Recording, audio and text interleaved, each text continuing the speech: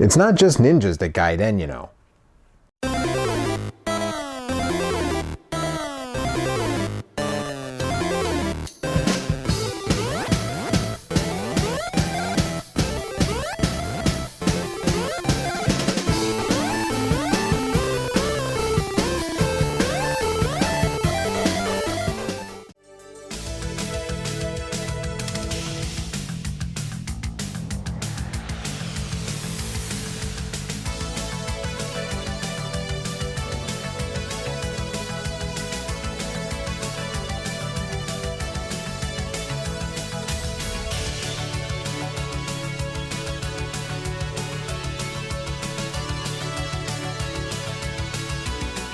Hi, I'm Marge the Retro Gaming Puppet, and welcome to the 20th edition of Obscure Games. You know, we started this series before I was even the host with a Konami shooter.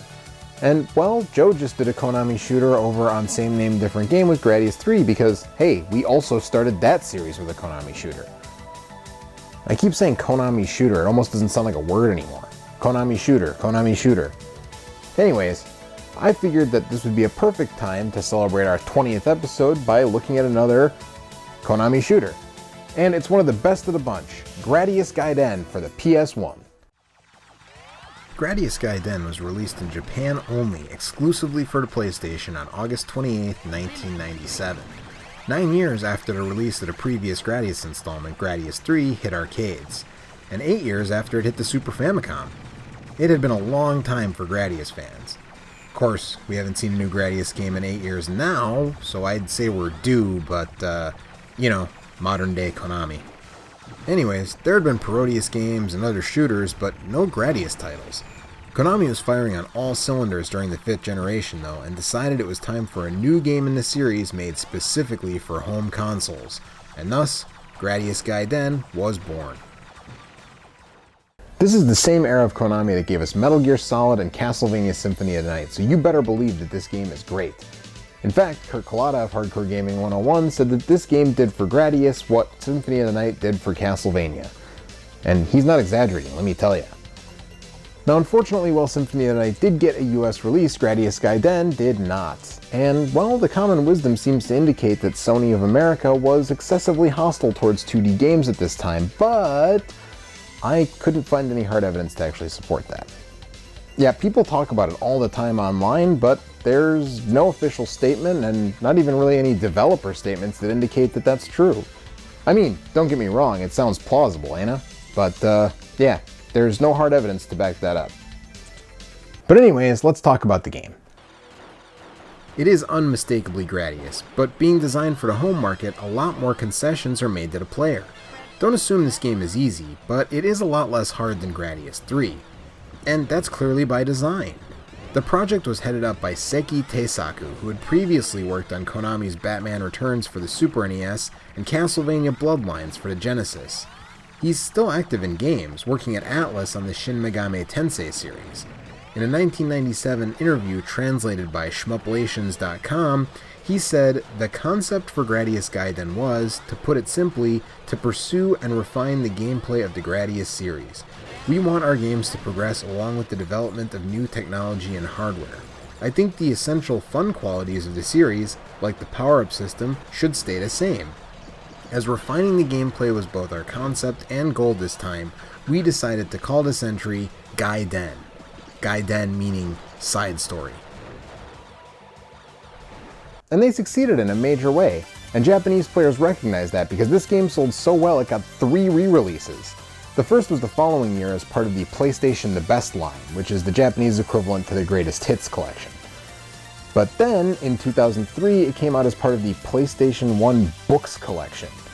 This is like an ultra-budget line, where it comes in a slimline case and the manual is stuffed in with it into a plastic sleeve. That's the version that we have. The final re-release is the one you're actually seeing footage of. Part of the PSP Gradius collection, the way the game finally came to the US. We unfortunately don't have a good way of capturing Japanese PS1 games right now, so this was our best option. But this version is essentially identical, and it looks great on an actual PSP screen. The only difference and problem is that it lacks the two-player simultaneous mode of the PS1 original. In line with Teisaku's stated vision, the game has a lot of recognizable Gradius elements right off the bat. And like he said, the power-up system would remain the same. You collect power-up capsules to move a meter, and then you choose your power-up when you have enough. It also has the blue power-up capsules that destroy all enemies on screen, and each stage starts in space before moving into its unique layout. But there's a lot of that refinement he talked about as well. The weapon select here is a bit different than normal. First of all, the weapon edit seen in other Gradius and Proteus games before this one is gone. But you choose your weapon load by choosing a ship. The Vic Viper has the standard Gradius armaments. The Lord British, which you may recognize as the Player 2 ship from Life Force, has the Ripple laser and the classic Salamander two-way missile, plus a new laser called the Disruptor. There's a new ship called the Jade Knight, which has the twin lasers seen in earlier games, but also a new weapon called the Round Laser, which fires in concentric circles. And rounding things out is the Falchion Beta, an upgraded version of the ship from an older Konami shooter called, surprisingly enough, Falchion. It has a gravity shot, which is like the spread bomb, but in gun form. It also has a new two-way bomb that hits the ground and rolls in opposite directions. You can choose from 4 shield options with any ship, with 2 new ones for disentry. The cooler of the 2 new ones is Limit, which grants you a few seconds of complete and total invulnerability. While you can't edit your weapon loadout, this game features something that was never in any other Gradius game: the ability to edit your power meter. You want to get a shield with 1 power-up capsule? You can do that. You want to front-load the options? So do I! Let's do it! This is part of refining the series' classic gameplay, and again, it really helps the player. Oh, and all of your weapons, including missiles, have 2 power levels.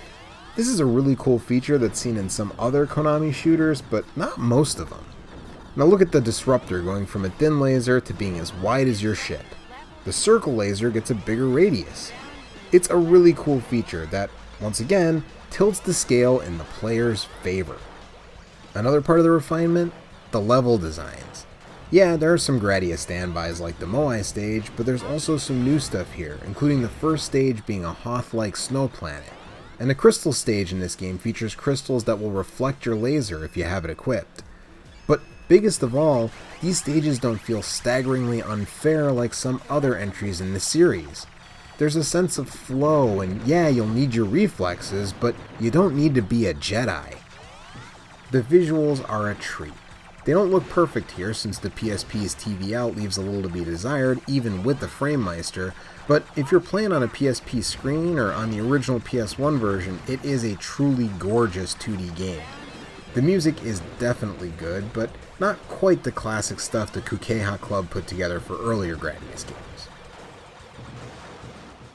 The game has the classic Gradius feel without being slavish to the rest of the series, and that's what really sets it apart and makes it my favorite entry in the Gradius series, although I certainly respect anyone who would say Gradius 5. And really, it's not that expensive. I mean, it's climbing up there a little bit, but 20 to 30 bucks is about what you can expect to pay online, and if you want to guarantee a cheap copy, the Gradius Collection is still available on the US PlayStation Store for the PSP for only 20 bucks.